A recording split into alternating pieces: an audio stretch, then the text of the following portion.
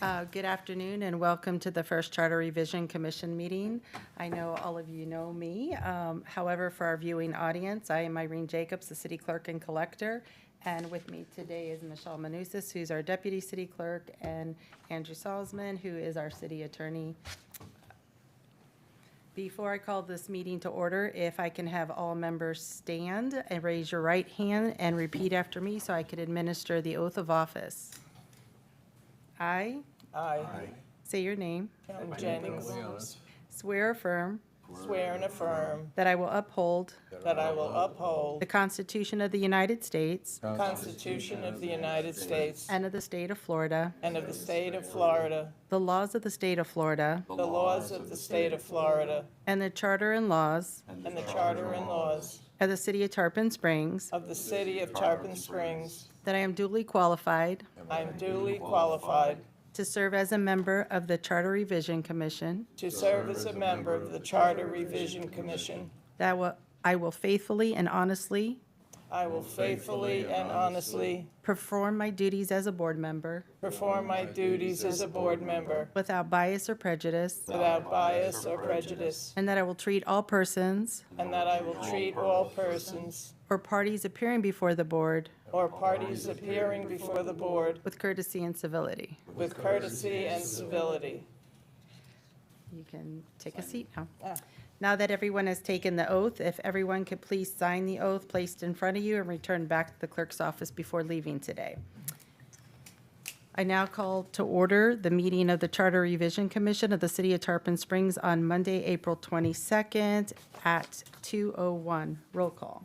Dr. Bucavalis? Here. Ms. Jennings? Here. Mr. Kolianis? Yes. Mr. Kuskudis? Here. Dr. Root? Here. Mr. Seaman? Here. And Mr. Terrapini? Here.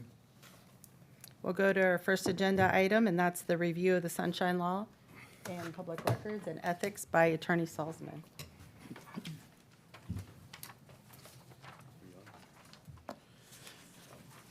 Is there anybody here who hasn't had this type of presentation before?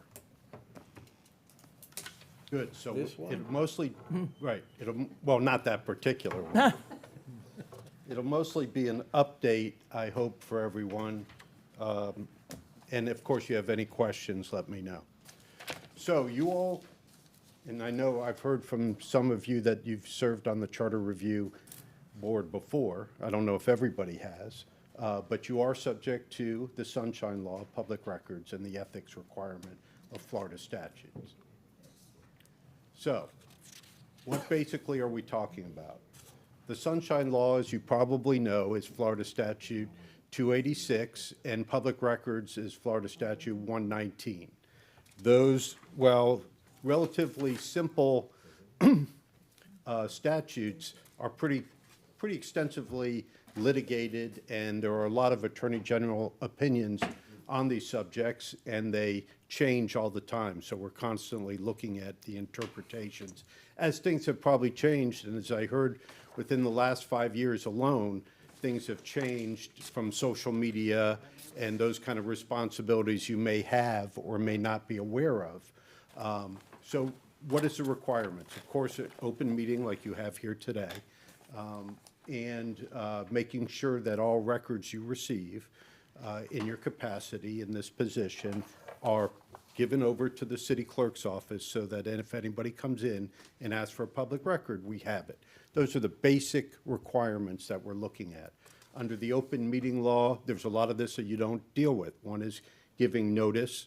One is the requirement that we have a place that's accessible for residents or anybody from the community that wants to come in, and that they're available to speak before you adopt certain aspects of what you decide with the charter. And they give you and you give them an opportunity to hear what you have to say. Of course, everything needs to be done out in the public, which means you all as members of this board cannot have discussions with each other regarding what you're doing here or potentially could be doing here outside the public meeting. Okay. You've already taken your oath of office. We don't have to worry about that. A lot of things, as I said, the city clerk's office will take care of the notice provisions. You don't have to worry about that. They'll take care of where the area is. And of course, as you know, this is being recorded and videotaped. Live stream also, right? Yes. So that helps out in a lot of these areas where people have any concerns. Normally, what people are looking at to make sure that they have the opportunity to see what you're basing your opinions on, what you're reading. And of course, as you may be aware, any notes that you take on behalf of this particular subject are open for public records. So you need to turn those in, or you must turn in copies, or we'll make copies for you. But those are public records. So just be aware of, if you're taking notes that are just for informational purposes, that's probably okay. But I'm very conservative in my opinion, so I'd rather we keep copies of everything that you write down. That includes if you're using a computer or an iPad and you're taking notes that way, so we want to make sure that we have copies of everything. And as you may or may not be aware, but generally the public records law does not have a time period for requesting the ability to review a document. So, for example, if I come in tomorrow and I ask and I want to see all the notes that were taken from this meeting, they should be available at the clerk's office, and the clerk's office should be able to give those to me immediately. Now, there is potential for a reasonable period of time, but really, they should be available if they've been done. So make sure at the end of the meeting, if you have anything, that you turn it over for us. As I said, we can make copies for you. Again, since you're basically understand what we're doing, I'm not going to go through all the basics of what is considered an open meeting, reasonable notice, and minutes being taken. The one interesting thing about minutes, and that it's gone kind of contrary to what the initial discussion about minutes. Minutes used to be just who was there, what was briefly discussed, and how individuals voted. Nowadays, with the technology we have, we obviously do everything verbatim, but it used to not be a requirement.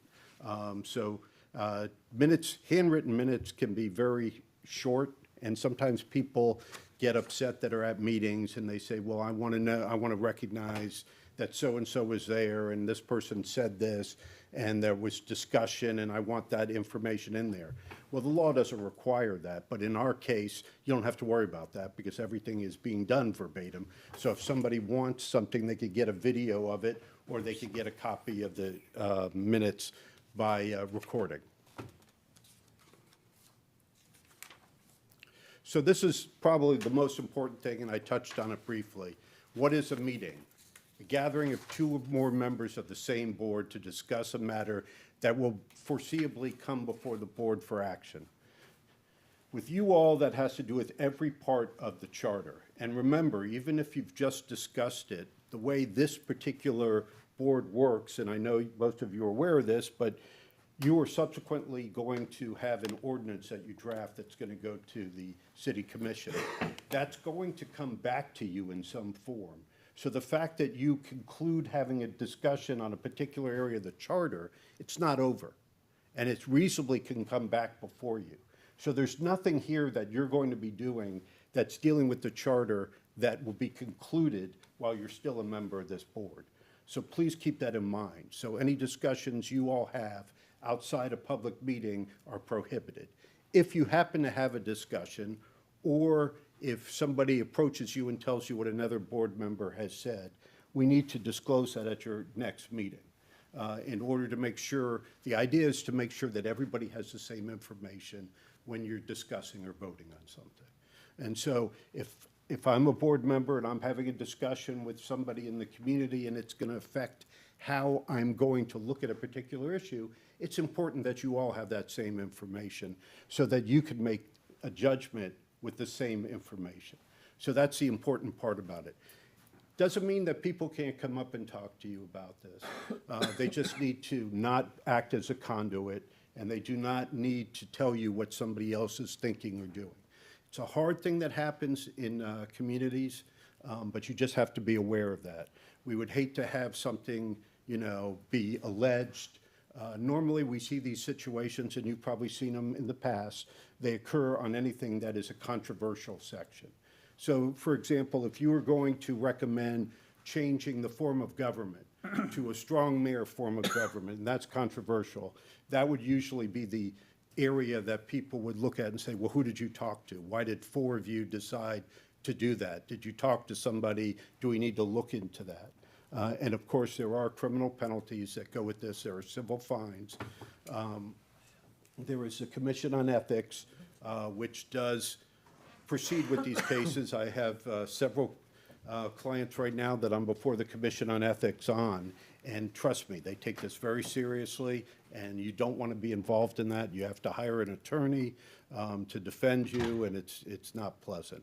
So let's try to avoid those things. I know most people can avoid them, but the problem usually arises when somebody else is talking to you. Yes? Okay, so when you say conversations, but that's not necessarily the general public. So if the general public had a conversation with you to express a concern, that's not, Nothing wrong with that. okay. But you and I are on the same board, and That's somebody from the different. general That's- public says, you know, Andy said blah, blah, blah. What do you think of that? Or what's your opinion? That's when you run into trouble, right? We can't have people acting as a conduit. And it's something naturally that people do. They don't mean to do it on purpose.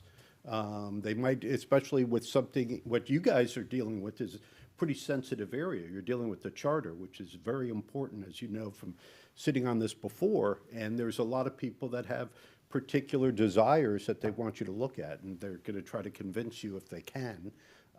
But yes, I would avoid anything like it. But there's nothing wrong with somebody coming up to you and saying, I think we should raise the limit of what we have to vote on for sale or purchase of property, you know, something along those lines. This is the reason why. Or I think you should put in there that we should be buying empty lots whenever available, something along those lines. So you just need to be careful from that standpoint. Yes, sir. Question about a sort of similar situation that's a little more complicated for a couple of us at least. Mike and I are on P and Z also, you know, and there have been over the years in P and Z times when we've asked, can we do something, and you or other legal representative would say, that's in the charter, we've got to deal with that when the charter's dealt with. So now, is it appropriate to ask our fellow members of P and Z to help remind us of what some of those situations were? Well, Or there's is- nothing wrong with taking that information to bring back here. Remember, information gathering is not a problem. In fact, any of you could act as somebody gathering information. In fact, the law says that if you decided to gather that information from planning and zoning and send it to everybody on the board, there's nothing wrong with that. The problem becomes when somebody on the board responds to you because of that. That's when we run into a problem. But getting information and to bring it here, remember, you all were selected on this board for a purpose. And the purpose was to bring your knowledge and expertise to this board, and also what other information is relevant. So that's important. Now, what I was talking about when I said what has changed in 5 years, well, it's what we're going to talk about next. It's social media, right? So social media has become a good and bad thing. From a government perspective, it can be a bad thing because people are presenting their positions on social media and maybe on your page, and there might be discussions from more than one member, or there might be the conduit aspect of it, where somebody posts what somebody else on the same board as you on the social media page. And that's one we want to avoid. The other thing about social media is there's easy access from everybody in the community. So you need to make sure that in a perfect world, you have no social media.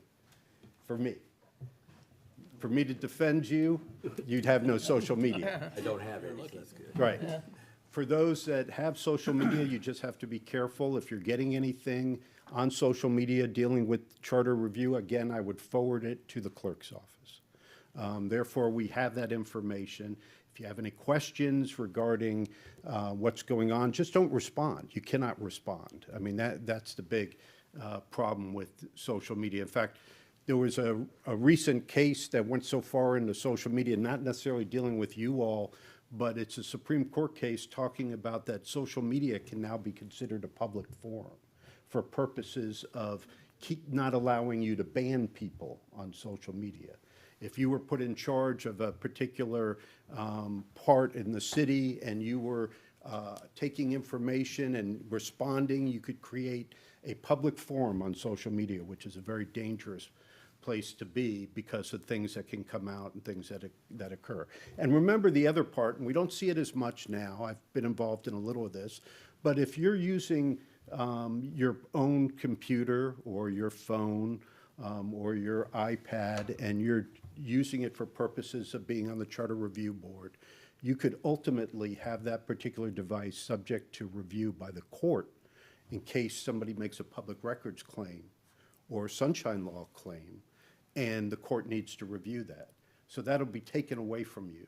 So try to avoid doing that also. Yes, sir. Well, obviously, as an attorney, I get, and I could see somebody maybe wanting to do this, but try to get access to my texts and my cell information, which there's a lot of attorney-client Yes. information. So we want you to avoid that. The other part about that, honestly, is what the courts have done lately, because you cannot put it on a disk and have the court look at it, because the chief judge has said that we don't want something foreign going into our computer system. You usually have to print out everything or pay for those documents to be provided. So it becomes an expensive situation that the judge doesn't really want to deal with. So the easy way is to avoid that. Just don't use your private, your computer especially. I mean, that would be a nightmare problem. You know, we would, and the hoops, I'm just thinking that we would have to jump through. Maybe even retaining a separate counsel to review everything. I mean, we sometimes have to do that for public records, and we've had to do it recently, and we've gone through tens of thousands of documents to make sure what is allowed to be disclosed and what isn't. So I want you all to avoid that situation. But if you do have something that comes across, or you get something on social media that you feel is part of this, just either make a copy or a screenshot and let's get it over to the clerk's office, and that takes care of your responsibilities. Because really, when I come in and I ask for a public record, the clerk's office provides the public record. They don't have to take it from you if you've provided it. So that avoids that situation. I mean, you may not, this may not come across, but, you know, we just want to be careful. This doesn't really apply to you, but this is the exceptions for public meetings, which is usually under litigation. We have what's known as a shade meeting, and also collective bargaining is the only thing that's completely exempt from the sunshine law.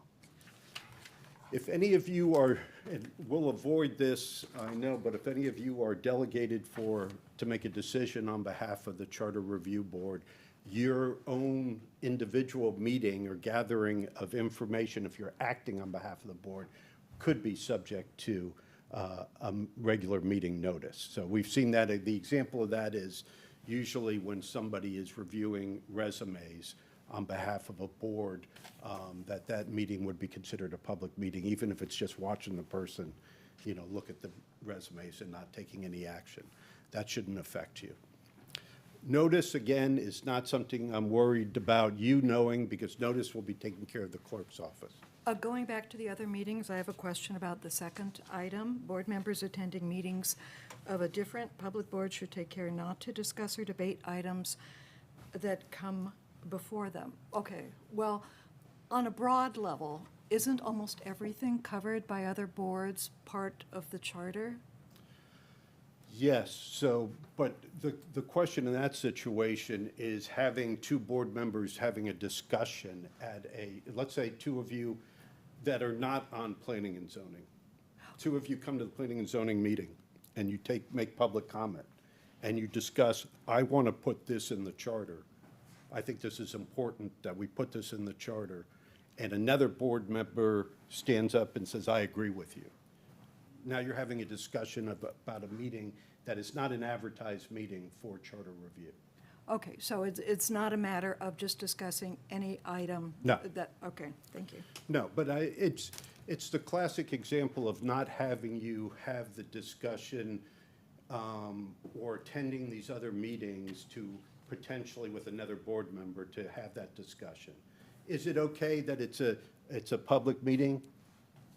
It's better than you going to a fundraiser and having that discussion, but it's still not perfect. So we want to avoid those situations. Really, I mean, the easy way of saying it is two of you shouldn't be talking about anything that you're doing in this forum outside of one of our notice meetings. If you follow that, two of you, remember? So you could talk to Irene, you could talk to Michelle, you could talk to me, you could talk to Mark, you could talk to anybody in the community, just not any of you. And there's also what we call the appearance of impropriety.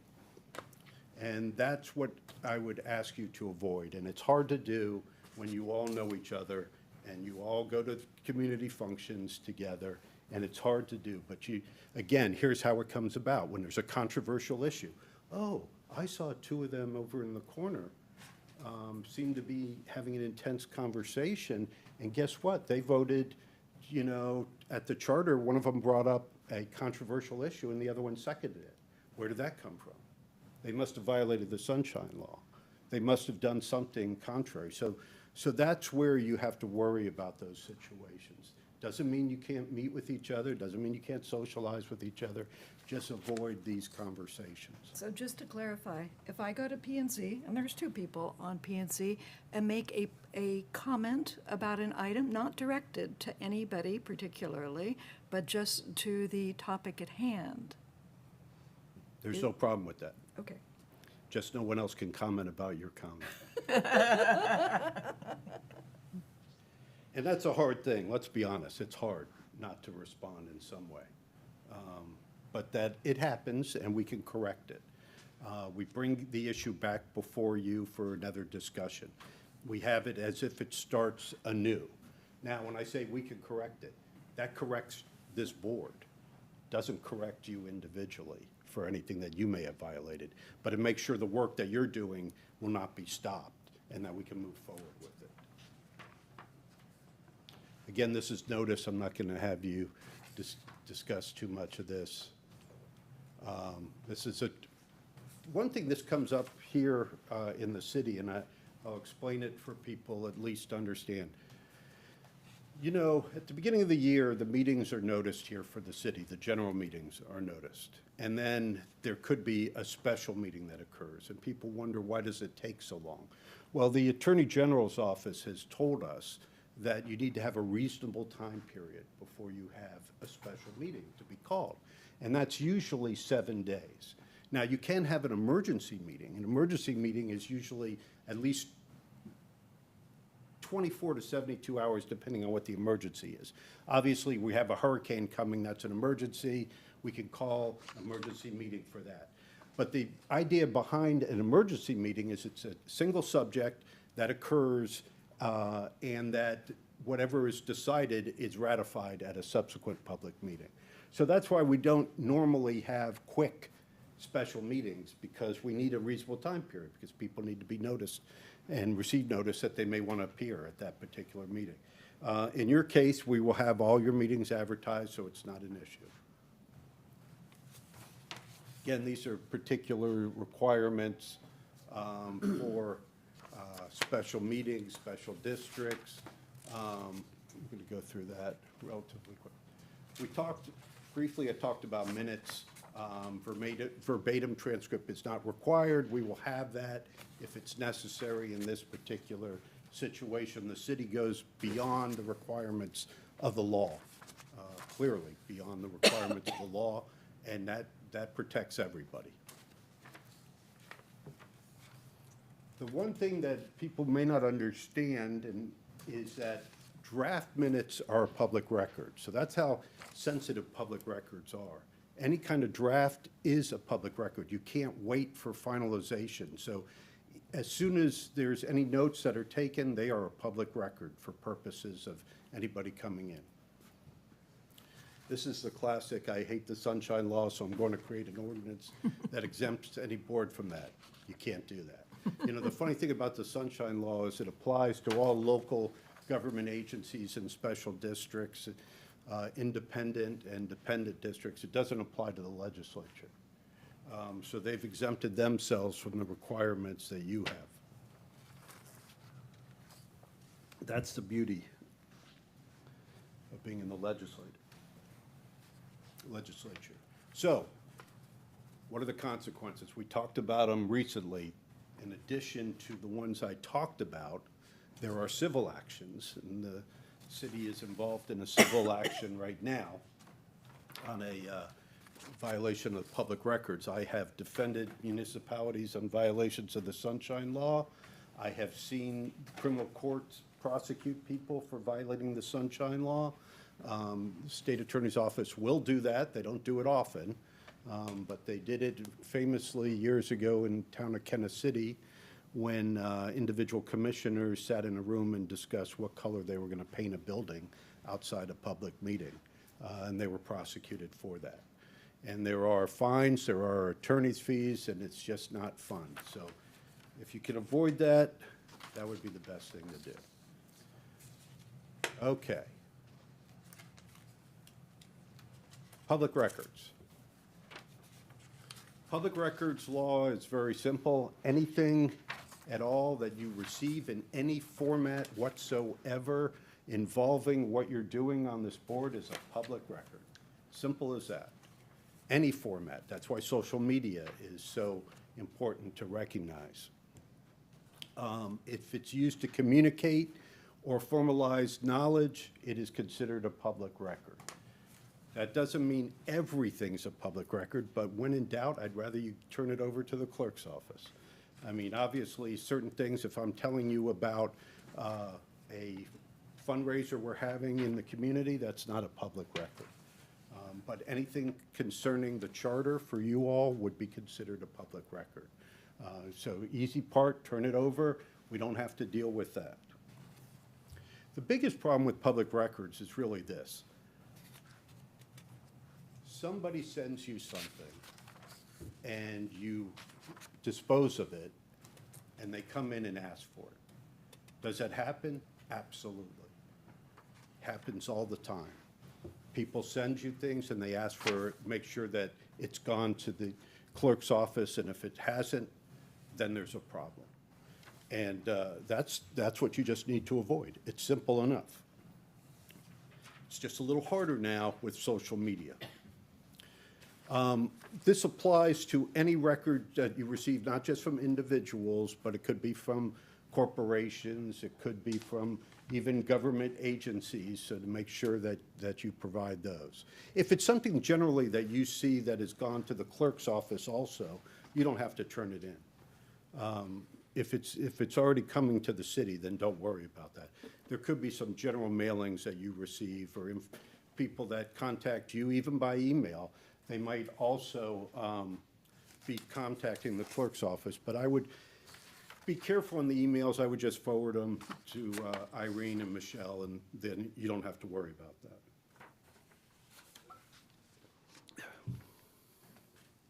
Yes? So that includes what you might provide to somebody. If you have a message to somebody or something concerning something, you should provide that. If I'm doing it, there are some exceptions because of litigation and things along those lines. But anything that I receive, I forward it to Irene and Michelle. Normally, what I receive, they receive at the same time. We receive a lot of the same things. They forward things to me to review all the time, too. But I make sure that they have them. Some things in my capacity are not a public record, but some things are. I keep every email that I get, just in case, because of having done this for so long. It's just an easier way of doing it. There are a lot of exemptions from the public records, and this is, when people wonder why it takes so long to maybe get a public record from the clerk's office, if it does, this is because they have to look through all the exemptions. Some of these exemptions are pretty significant. A perfect example is we can't provide anybody's social security number.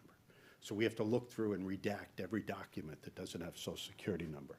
There are other things there's a long list of exceptions. Some deal with, obviously, medical records, some deal with examination records, some deal with firefighters, police officers, home addresses, telephone numbers, family photographs. Those things are all exempt. But for the most part, if it's being received, it's a public record. We talked about this. It's use of personal devices or accounts are not a shield, and that's an important area. Although we don't see it as often as we were, there are many cases out there, which I was saying, in which you have to turn over your device to the court. And that takes a long time for the court to get around to looking at that. So you'll lose that device for a fairly long period of time. It's just not worth doing. Okay. Anything that communicates information from one public employee to another or prepared for filing, even if it's never intended for a later formal public product, is still a public record. What does that mean? Those are the notes I was telling you about, notes that you take here. Even if it's not for a formal position you're going to take on one of the areas of the charter, it still is a public record. Notes to yourself, which are not designed for that same purpose, do not meet the public records requirements. What I would recommend, if you're taking some notes and you're not sure, just talk to Irene, Michelle, or me, and we'll help you out with that. We certainly want you to avoid, because what happens with personal records is you tend to maybe forget where you put them, or throw them away, and then we run into a problem. This is the test that the courts have looked at for drafts and notes. If the drafts and notes have been prepared to perpetuate, communicate, or formalize knowledge of some type, they are public records. It's the intent behind the records that is important, not the form. So, you know, the old, I wrote a note on a napkin, still could be a public record. It's what you were intending to do with those notes. As I talked about already, you have to give the record as soon as you've prepared it. Anybody can request for those records, and there's no automatic delay. Although ironically, when you do a public records request to the state attorney's office, you get a response of, we'll respond within 2 to 3 weeks, which is actually illegal, because you can't put a set time as when you could receive the records. So it's supposed to be a reasonable amount of time to obtain the records. Now, there are some costs that can occur based on what your records request is and how much time it takes to look at that. The normal rule of thumb is if it takes 15 minutes or less, there's no charge for the actual review or obtaining those records. Once it takes more than that time, the law allows the city or government agency to charge for the use of an individual to find those records, and that's at an hourly rate. One of the things the law has done recently and has really pushed this forward is that if you make a public records request, and let's just say the charge is going to be $11, and you tell the clerk's office, yes, I'd like those records, and they prepare those records, and you never come in and get them. The city does not have to respond to your next public records request ever until you pay for the first one. And why that's important is that used to be an abusive area that people would do. They'd make public records requests, and they would just let the, pile up, and the city would be spending a lot of time and money on that. So that changed. We do receive a lot of, and this could happen with you all, and I would not be surprised. Because of the extent of social media and the ability to see these meetings on YouTube and those things, we get a lot of people that are from either out of state or other cities that make public records requests, and they ask for it in the format of electronic, so it doesn't take that long to do it. And we receive a lot of those just for the purpose of people want to see the records, or they just want to they have nothing better to do. And so, or they want to see if we don't provide them, and they can sue us because they get attorney's fees and costs. and it's a little cottage industry that has occurred throughout the state of Florida. The courts are now looking at trying to curb that, but they're still out there. And guess what? They don't have to put their name when they make the public records request. They can do it anonymously, and we cannot require them to give us their name or address or any contact information unless we can't get them the record. We also can't inform you in advance that somebody's made a public records request. That's not required, and that's not allowed under the law. So we do receive those, a lot of them, electronically. And for purposes that don't seem to really be relevant to what you're doing, but we get them and we have to respond to them. They haven't fixed that in the law. I'm waiting for them to fix that. You know, there's people send emails also which appear to be public records requests when they're really asking questions. And the law does not require a city to respond to your questions. They require you to provide public records. And sometimes we can get people that abuse that situation. And I can tell you, I have one client that receives probably on a monthly basis 500 to 1,000 emails from one individual making comments which appear to be sometimes requests.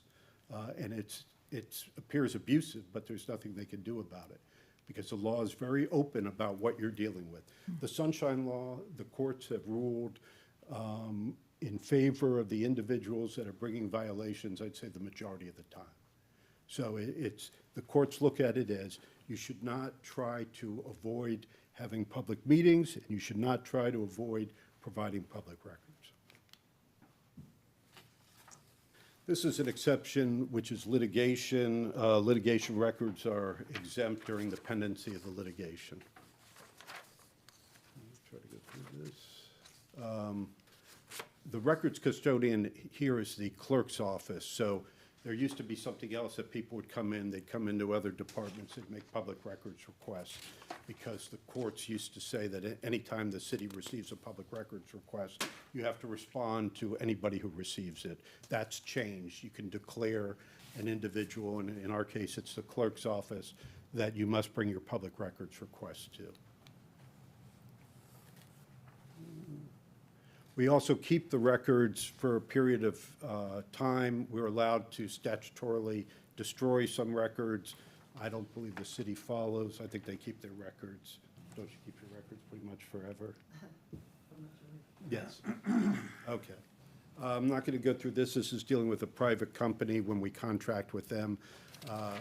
Just so you know, all our contracts with a private company require them to maintain public records for us, and that if we ask for them, they provide them for us. That's the famous White Sox case when the White Sox were being negotiating coming to St. Pete. It was kept hidden from then the St. Pete Times, who sued and were able to get those records because you can't hide them.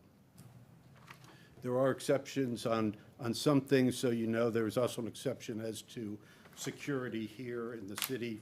For example, if you came in and asked, I want to know the location of all the cameras in the city, we would not provide that documentation to you. That's exempt under the law. Security and safety issues are exempt, obviously for the purpose so that nobody knows what they are, so they can come in and cause some kind of harm.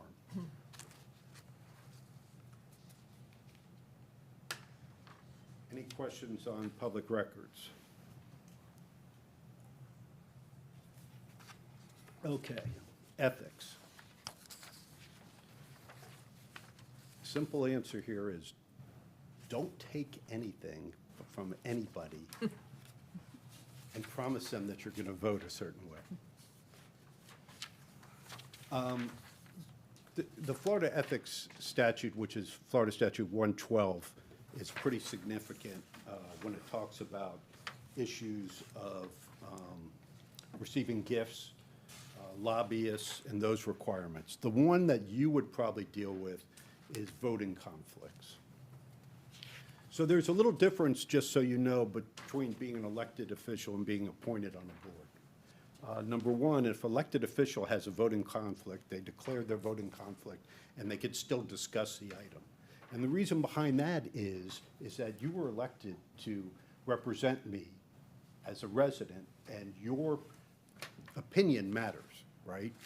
You just may not be able to vote on it. Your opinion still matters, because otherwise I don't get the representation that I voted for you for. You, on this board, if you have a voting conflict, you cannot discuss that item. Now, what's the chances of you having a voting conflict? Well, it depends on something with your background, right? Is there something that's going to inure a private gain for you or a family member? That's really what we look at. A business that you're in, is something that you're going to do, put in the charter, going to benefit you as different than everybody else? That's what we look at.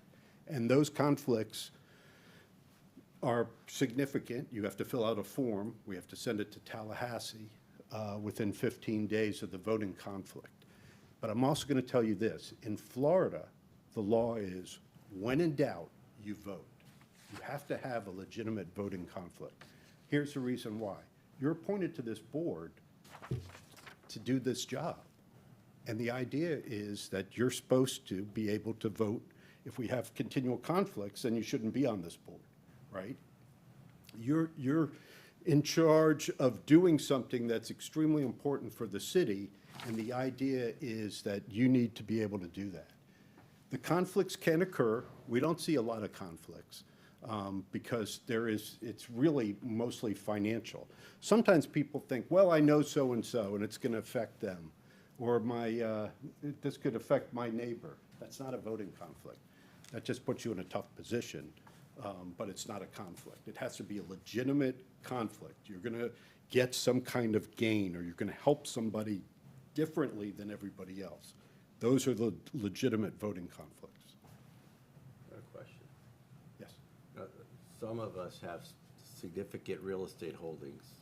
I mean, how is that not a conflict? Because I have several properties. How is it not a conflict? Well, it would have to be something that would significantly treat your financial situation differently than mine. So let's just say I'm a resident of Tarpon Springs and you own some property in the same district that I'm in, right? And we're doing a zoning change to that district.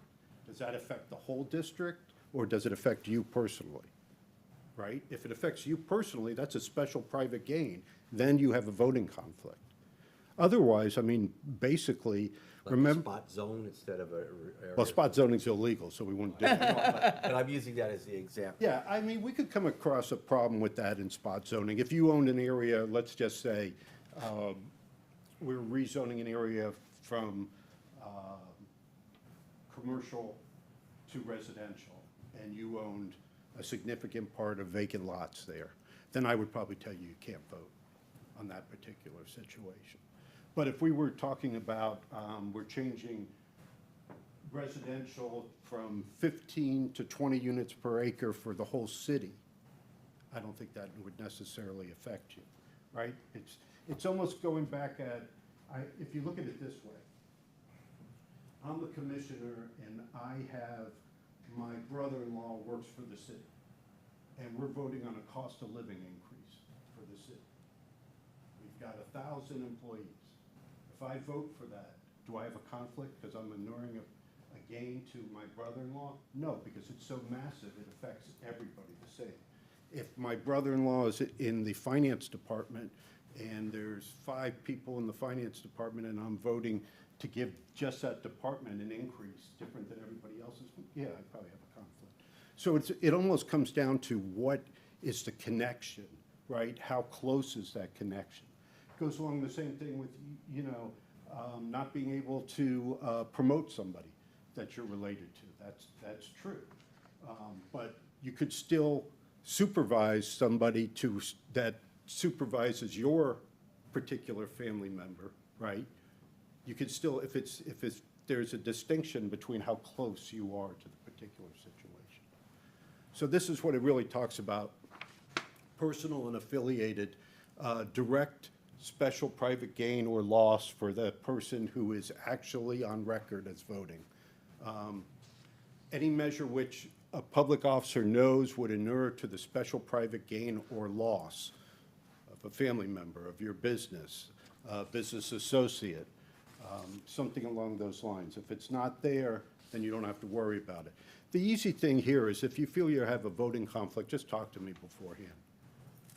I just dealt with a case before the Commission on Ethics on a voting conflict, and it was kind of an interesting one because it was a development in which they had a community development association, and the developer still controlled a lot of the property. So the developer had 4 members of a 5-member board that were basically worked for the developer. And then there was the 5th member, and every time they would vote on some kind of tax increase that was helpful to the developer, the 5th member would file a ethics violation against them. And the Commission on Ethics ruled in our favor, which said that's not a violation, because you're not inuring a special private gain to the developer, you're doing it for everybody, and some of it you have to do, right? Water rates have to be paid, things like that have to occur. So it's not always a situation, it turns on the facts, the circumstances that we're dealing with. And this just talks a little bit more about special private gain, breaking it down a little more. Like I said, the size of the class really affects it.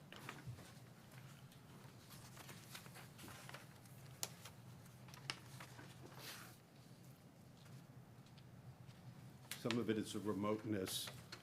This is the same requirements under the Florida Constitution, that you are responsible for not abusing your position, that you've taken your oath, and that you take it seriously, that you will not be involved in any of those issues.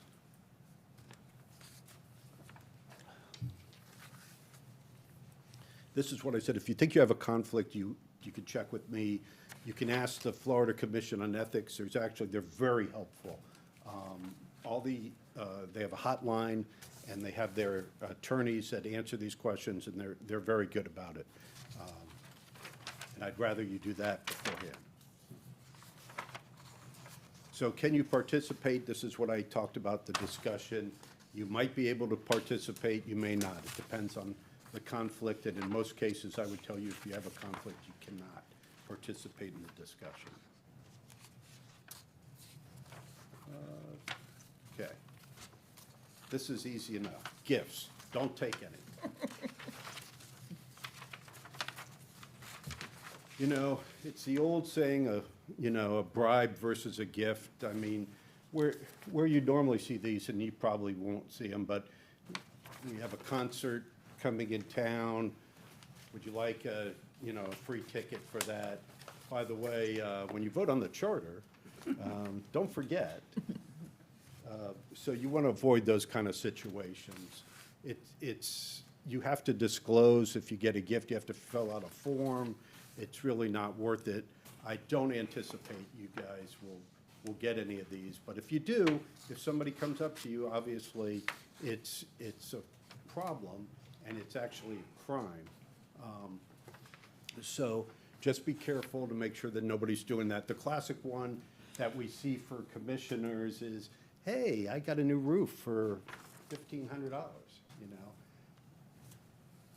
That's a classic example of what is considered a gift that is improper, when the roof costs $10,000, right? Oh, I got a great deal. You can't do it. It's obvious when something is like that. The old line, if it looks like a duck, sounds like a duck. Well, then, if it looks like it's improper, then it probably is. And you just should avoid those. Free lodging, something along those lines. Food or beverage. There's a $100 threshold that we look at generally. If it's more than $100, we look at it as a violation that you cannot accept. If it's less than $100, we still may look at it as a violation, but it's not an obvious violation. Doesn't mean that you can't receive like an honorarium or be invited to speak or participate in some discussion and there's a free lunch, that you have to, turn that down.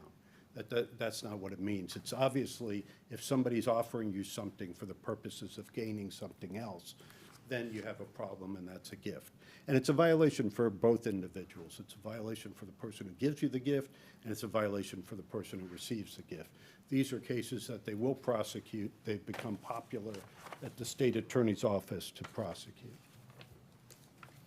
This is what I was talking about, things that are not a gift: honorariums, plaques, awards, gifts from relatives, contributions or expenditures by a political party. Those are not gifts. This talks about a lobbyist. I doubt you're going to have any lobbyists come to you.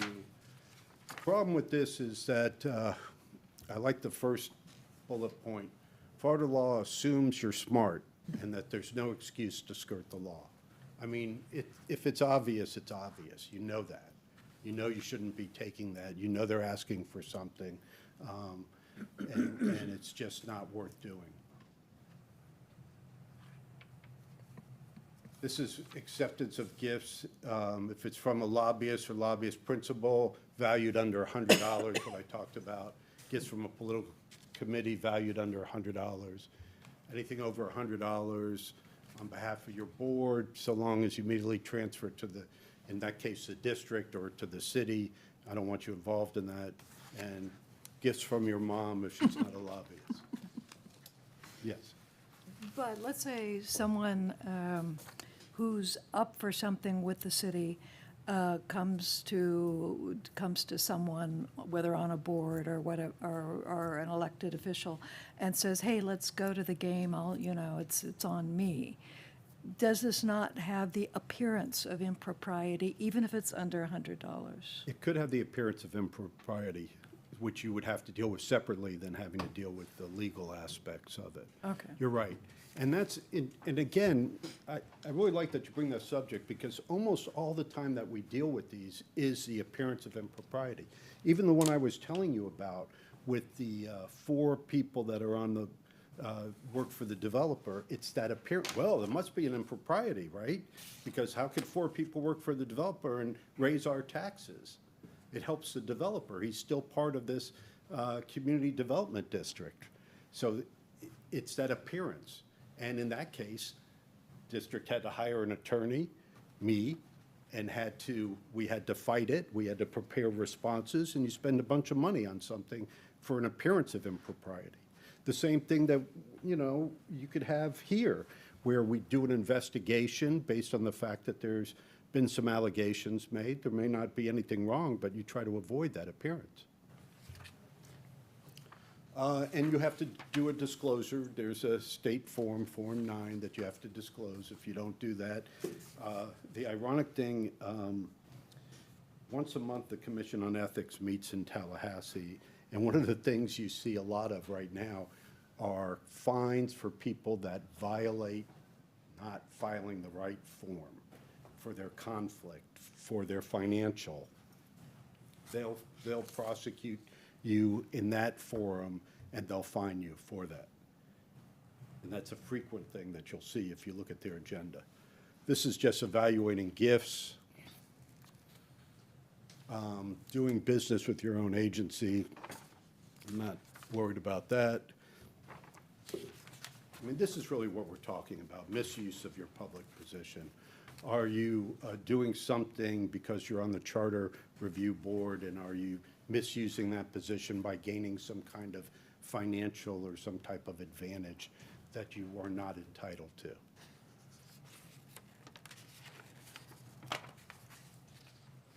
This is making sure that everybody, well, you just kind of took an oath, so just make sure that anything that you're doing is that you're following through truthfully and not making any false statements.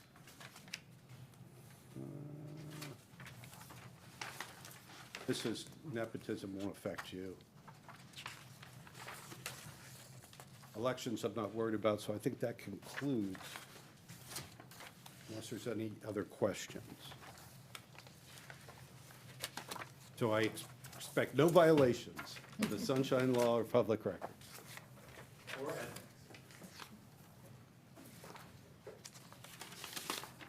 Thank you, Attorney Salzman.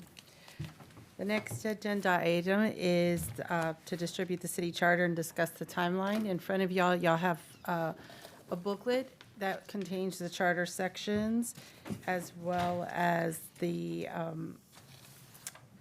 calendar and the tentative timeline. If you look, I also provided at the dais there, section 32 of the charter, which for the election, I had to work backwards, so that's where these timelines come from. Just to review some of the things, between our first meeting today and September 3rd, when is the first day that you would make the presentation to the commission, we have approximately 18 weeks to work on changes for the charter prior to the presentation to the board. During this time, the commission shall receive comments from the Board of Commissioners, charter officials, former charter board members, staff as requested, and the public. The clerk's office puts out a press release for the public to attend the meetings with information where one could send their input if they cannot attend. Also, for the first time, as I spoke to some earlier, we now are able to televise these meetings in this room, and residents will be able to watch live or view at their own convenience. The Board of Commissioners, charter officials, and staff are scheduled through the clerk's office as advised by the commission, and that I usually would work either with this commission or the chair. And an affirmative vote of 4 members of this commission is required to propose any changes to the charter. On September 3rd, a presentation is made to the board in an ordinance form for their review. After that time, they'll have 30 days, within 30 days, which is October 3rd, for the board to return any proposed recommendations. This commission will then review those recommendations for consideration. After that time, on November 13th of 2024, a final report in ordinance form, which would be the first reading of that ordinance with proposed charter language, goes before the Board of Commissioners and is adopted verbatim. The second reading of that ordinance would be scheduled on December 3rd, and that would also be adopted verbatim. Then on December 17th is the reading of the resolution calling for the election and the ballot language. Referendum wording then goes on the ballot during the municipal election to be held on March 11th of 2025. Ballot language must state if the question is sponsored by the Charter Revision Commission, by the Board of Commissioners, or by public initiative. In the event of any conflict among proposals, the proposal receiving the greatest number of affirmative votes shall prevail to the sentiment of such conflict. I, as well as Ms. Manousis and Attorney Salzman, are available to answer any questions and are happy to assist you through this entire process. Are there any questions on this timeline? Will we be given your Attorney Salzman's contact information? Yes, I can forward that to you. Great. I don't think I placed it in the book at the time because we weren't sure which attorney would be handling this. Okay. Now, some of the dates in here differ from what you were just saying. Yeah, Will we get an updated, corrected version of this, I assume? you said October 3rd, and it's October 2nd on this, and Well, it says October 1st is the meeting. The was talking 30 about the days next one follow, down. within the 30 days, the 30 days are October 3rd. If you see in the parentheses there, it says within 30 days. The 30-day mark is October 3rd, but to fall within that 30-day mark, that commission meeting is October 1st. They can't go past Commission October, meeting is before the. right, The deadline, okay. before the. And some of those have that same thing on, within 120 days, you'll see further down, November 19th is the meeting. The 120-day mark is the 11th of November. do you see those dates? I don't see those don't- dates on I have a on different what I page. have at all. Oh, it's right here. At the very end of those sections, If you look. I'll double check and provide it. November 12th in parentheses says adopted verbatim with 120 days from election, which is November 11th. Okay. Well, So But we it can can't be update prior those to dates for you. November. okay. I'll double check, but I have a question. and it this- can't be before November 11th. Okay, so this is maybe for you, maybe for you and Mr. Salzman together. Can you speak in your mic? Yeah. I'm sorry, too, if Mr. Kaskudis and Dr. Root can, you put your mic down for the televised, they just did for me. I'll turn it on when I have something to say. Oh, I didn't know you had yours off. Okay. So on September 3rd, I get that our report goes to the Board of Commissioners, right? That's correct. Okay, so then on October 1st, it says that the Board of Commissioners deadline to submit changes to the city clerk. So, Changes of what? so if y'all present something to the board, that you make your presentation on September 3rd, they might say, well, would you consider changing this or tweaking this? They have 30 days to come back to review it, what y'all proposed, and come back with any changes. They might not have any, they might have some.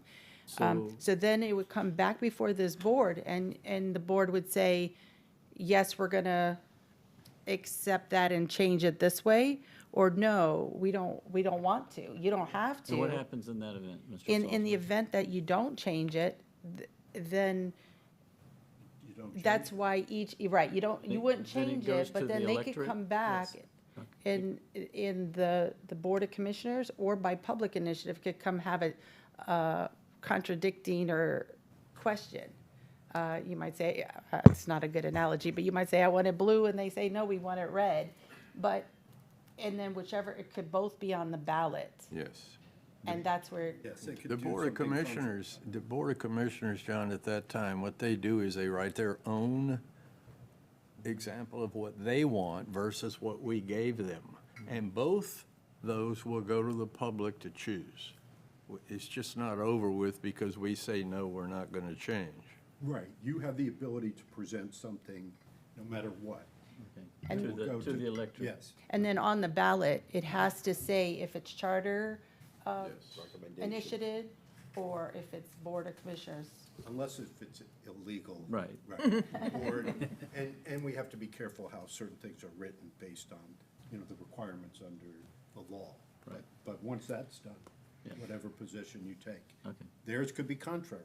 right. Okay. My experience, John, 2 or 3 times I've been on this board, is that the Board of Commissioners normally go along. They might grumble when the chairman is making that presentation, but for the most part, they go along with it, because what everybody will see in doing this new charter is that it's pretty firm around what belongs in a charter, and we're not here to discuss paperwork that they do on Tuesday nights, even though they agree to it. The charter is the charter. It's our constitution. No, my point was that if they want to have both, that's fine, but I don't want to sit here for 6 or 7 months and then they go, we don't like that, and we're going to do what we want anyway. So as long as what we decide as a collective committee is put forth, that's good. The one that I chaired, it was one way, and that's what the charter revision proposed, was what went to the electorate. I mean, we interviewed the elected officials, and we took into account their thoughts, but once it was, and you were on that committee, Jimmy, once that was decided, that's it. I mean, it's changed a little bit, that's fine, as long Yeah. as, That's normally it's- how you see it. Yeah. I mean, right? It's the only time a group of people like us are going to tell the Board of Commissioners who have been elected, no, we're not changing it. And it's over at that point. They can put what they want in, and the public normally supports this board.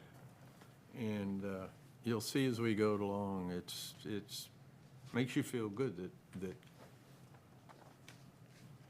I don't want to say too much with board members in the room. No, John, I'm kidding. John, it works out very easy. No, I'm okay with the two-way. We did it the one way, but as long as what the committee decides gets to the electorate, that's what I wanted to be assured of. And for those of you who didn't hear, Mr. Salzman ratified that typically it's done the way we did it years ago, which was what the Charter Revision Committee says is what went to the electorate. It wasn't done 5 years ago that way.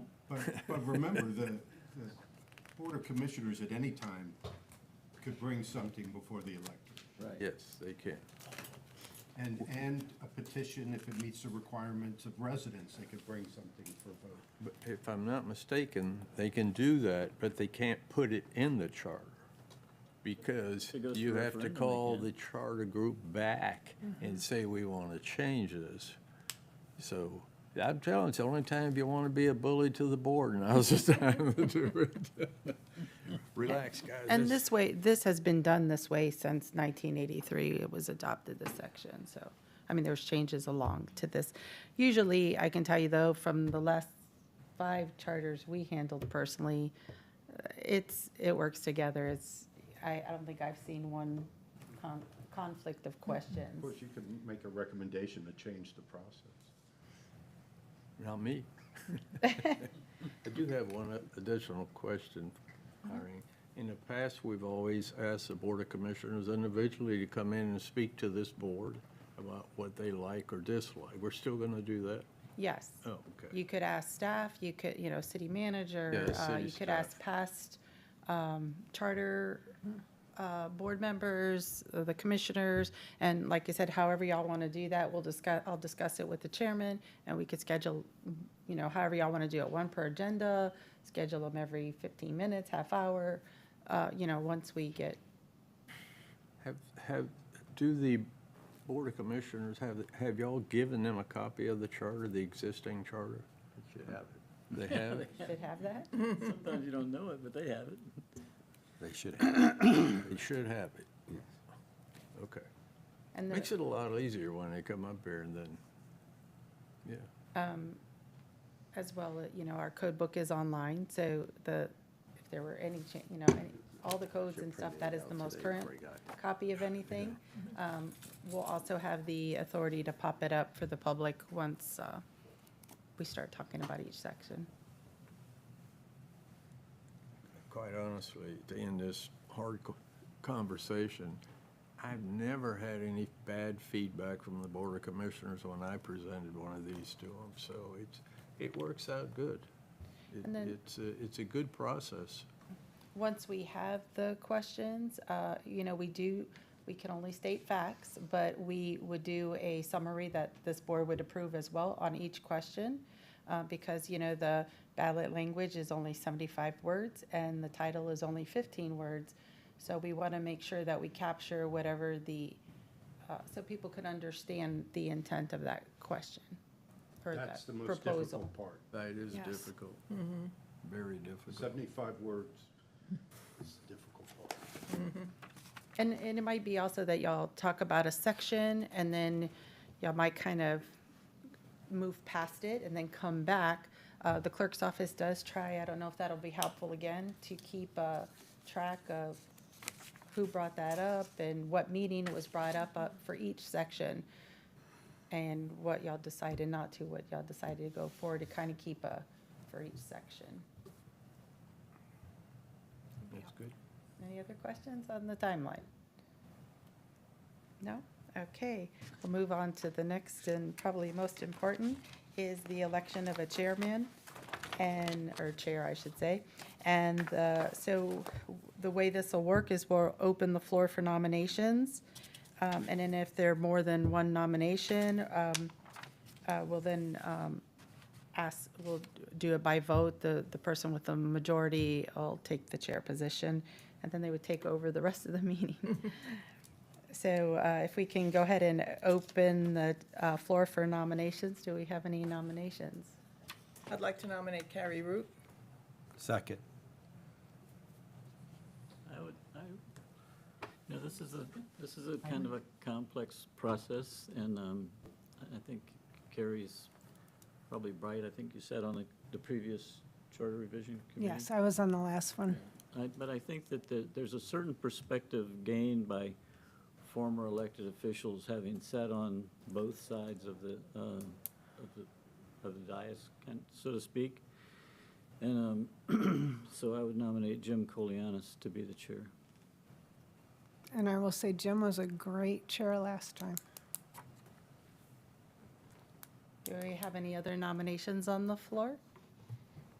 Okay, so we'll go ahead and close nominations, and Ms. Manousis, can you take a vote?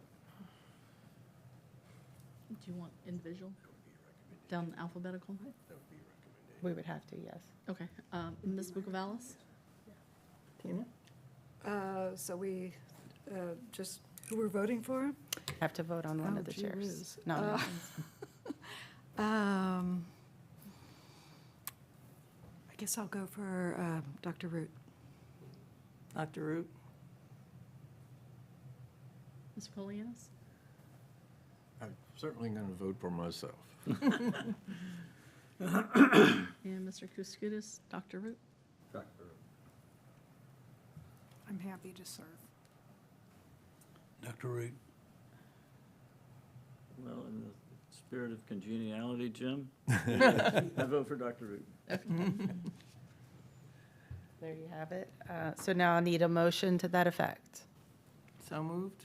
And a second? Second.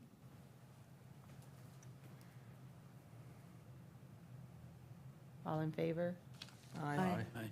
All opposed? Now we need number 2. Uh-oh. That was the vice chair, right?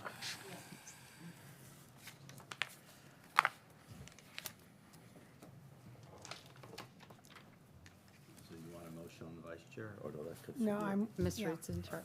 Well, first, we're going to ask for nominations for the vice chair. I'll nominate Mr. Kolianis. I'll second that. We're not motioning yet, we're nominating. Are there any Oh. other nominations from the floor? May I have a motion to nominate Mr. Kolianis as vice chair? So moved. Second. Second, Second? Did you get that, Irene? Okay. All in favor? Aye. aye. Any opposed? So passed. We just switched sizes last time. She was the vice chair, and I was the chair. This works out, guys. I'm okay. We're a good team, Jim. We're a hell of a We'll do team. good. All right, item number 5, let's talk about meeting dates and times. Irene, do you want to lead this? Sure.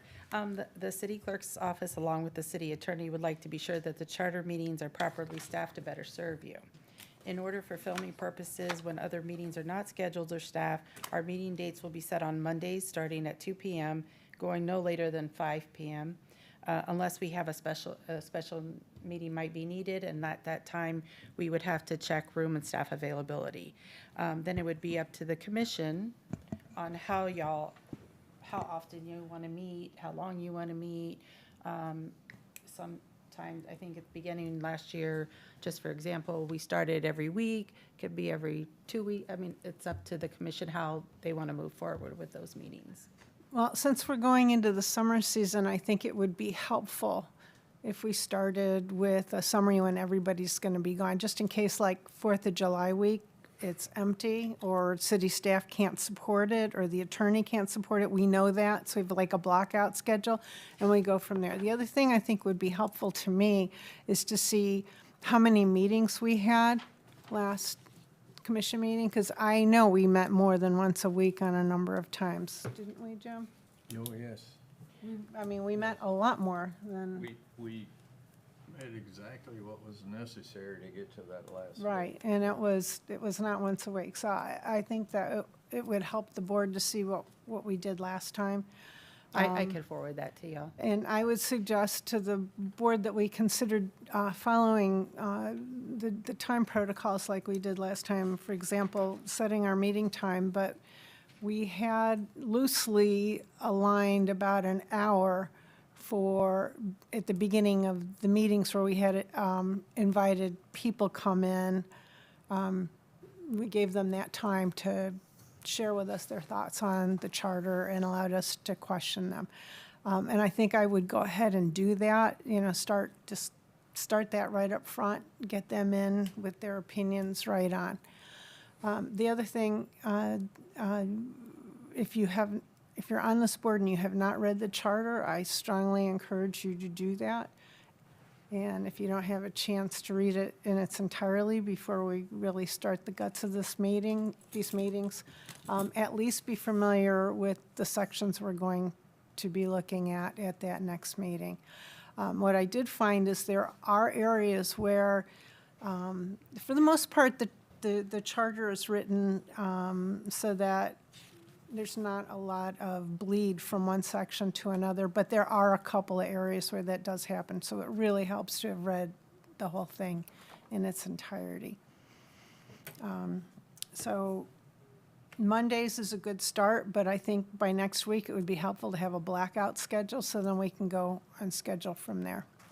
I can get with you if everyone wants to send me their schedule, or I can get with everyone as well, and also get with you, Dr. Root, to start scheduling people. Okay, I think that would be helpful. Thank you. So, yes, are there any Mondays that you're not scheduled for that you know of? Right now, we've cleared our schedule for Mondays at 2. Okay.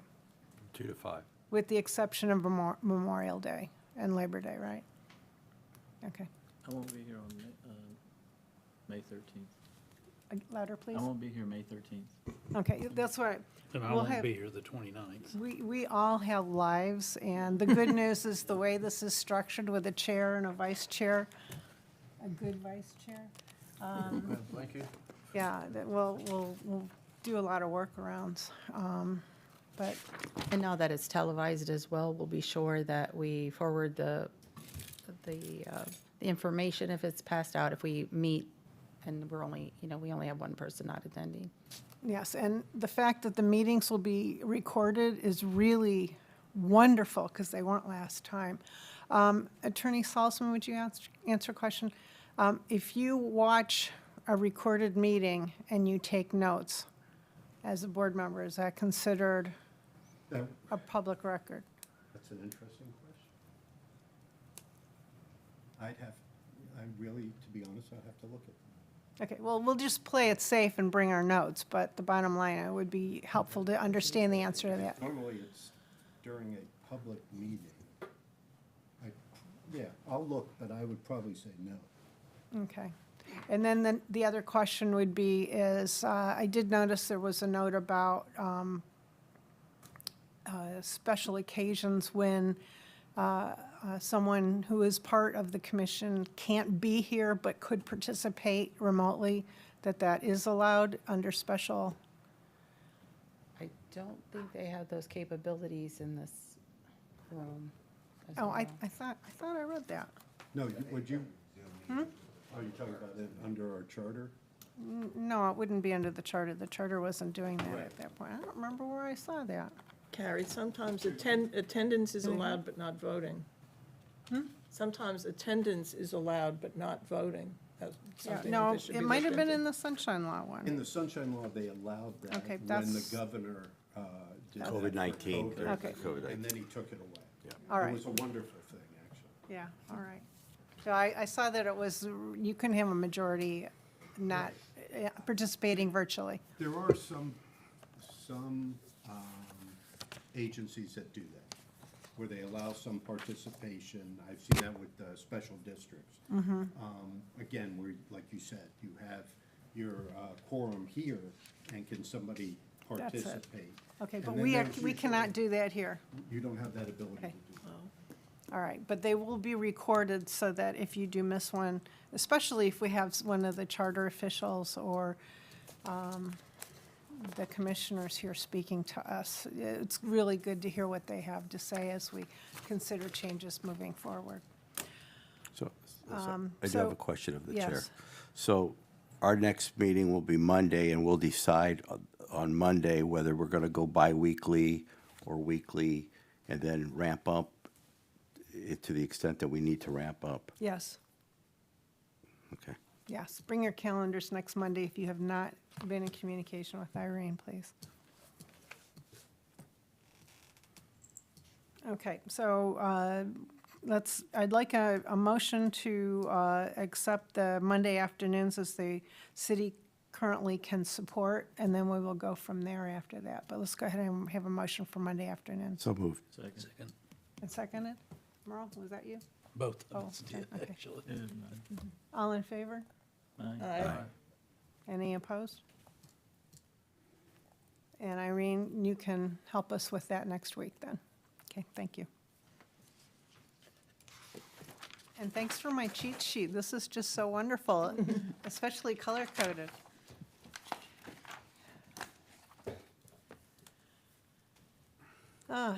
I think that takes us through our voting part of our consent part of the agenda. Are there any public comments? And I assume we do need to identify ourselves and Oh, share yes. address. Peter Delacus, 514 Ashland Avenue. Welcome to all of y'all. First, as a technical thing, that the meetings are being recorded for someone who watches meetings afterwards.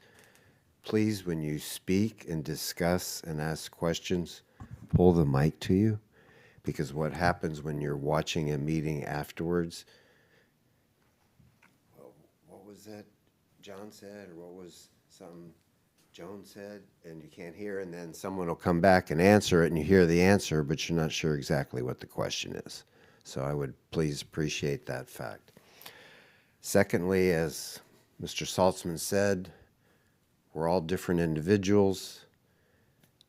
We're unable to come forward without certain viewpoints, and he mentioned prejudice and biases. So I would ask that all of y'all look openly, listen to the different people that may come before you, and try to come together for what's best for the city and the residents, not any particular interest group, party, affiliations, ethnicities, or those natures. And I'm confident that this group can do that. I do appreciate the fact, and I have to say you're lucky to have such a good helping staff that prepares so much for you. But we appreciate their work, and I have to acknowledge that publicly, because without Irene and Michelle and some of the other staff that prepares all these things for you, I don't think you could go forward as efficiently as needed. So I thank you for your time. I know 18, 20 weeks, one meeting a week, 2 weeks is an endurance race. So please make sure you get your energy drinks or whatever so you can handle a Monday meeting and any other subsequent things. So I thank you all for your time and appreciate greatly the challenge that y'all have before you. Thank you.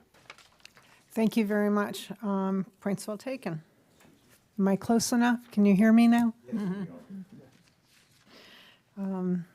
Any other public comments? Okay, I'm going to turn it over to board and staff comments. I'm going to start with our city clerk. You have any comments? No comments, okay. Our assistant city clerk? No comment. No comment. Our attorney? No. No comment. Okay, Mr. Terrapini? I'm looking forward to working with everyone. Thank you. We need to do the microphone thing closer. I'm looking forward to working with all of you. Thank you. Mr. Seaman? Also looking forward to working with everyone. It's a good group. Thank you. Dr. Bukavalis? Same here. Very, looking forward to this very much. Ms. Jennings? I'll echo the sentiments of the other members of the board. I'm really looking forward to it. I know everybody that's here, and I think, again, we're a really good group. Mr. Kalianos? I can only say that I think this is going to be a great group, that we're going to get through this thing very quickly, and everybody's going to be very proud of what we've done. Mr. Kuskudis? Yeah, I considered it an honor to be even recommended to sit on this board and to be able to participate in this board, into the be able to give direction to the city we all love. So, thank you. Thank you very much for your comments. I'm going to add to them. I agree with it being an honor. We have the trust of our city commissioners. That's why we're here. I think we have a board that represents a significant amount of talent. And we will be giving a significant amount of our time to do this well. And I'm going to start with a statement of gratitude to Irene and all the work she's done to bring us together here. Thank you very much, as well as Michelle. And with that, I conclude this meeting at 3:25 on April 22nd.